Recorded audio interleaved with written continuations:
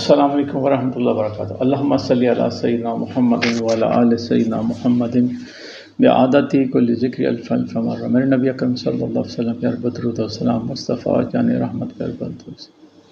तो आज जो मैं नुस्खा लेके हाज़िर हूँ वो है जरियान इतलाम सिरत अंज़ाल, और ये है कुश्ता सिक्का के बारे में।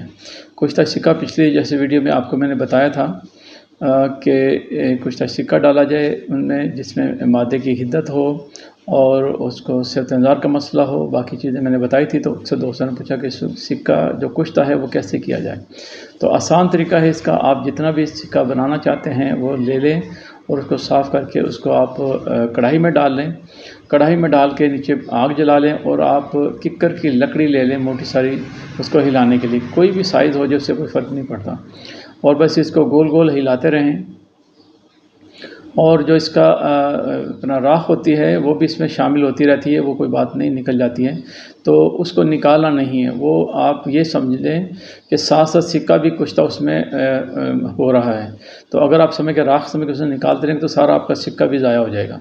तो इसको अपने आखिर पे निकालना है, इसको हिलाते रहना बिल्कुल आखिर तक, जब तक कि उसकी चमक ख़त्म नहीं हो जाती।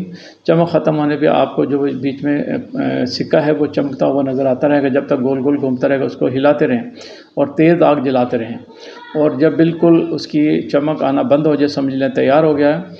उसके बाद आपने इसमें कढ़ाई में पानी डालें और पानी डाल के फिर इसको मुकद्दर कर लें। सारी राख इसमें हल हो जाएगी पानी में, और पानी निकालते रहें। जब बिल्कुल पानी साफ़ हो जाए उसके बाद पानी निकाल के जब नीचे रह जाए उसको आप फिर दोबारा आग जलाएं और उसको पानी को भी खुश्क कर दें।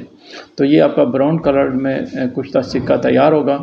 तो इसको आप, इसकी जो खुराक है वो आधी रत्ती है। आप इसको मक्खन या मलाई या किसी भी मुनासिब दक्का के साथ आप इसको इस्तेमाल कर सकते हैं पेशेंट के हिसाब से। जरियान इतलाम और सिरत अंज़ाल के लिए बेहतरीन चीज़ है। इसको बनाएं और खाएं और अल्लाह की रहमत के मज़े लूटें। अस्सलामु अलैकुम व रहमतुल्लाहि व बरकातुहू।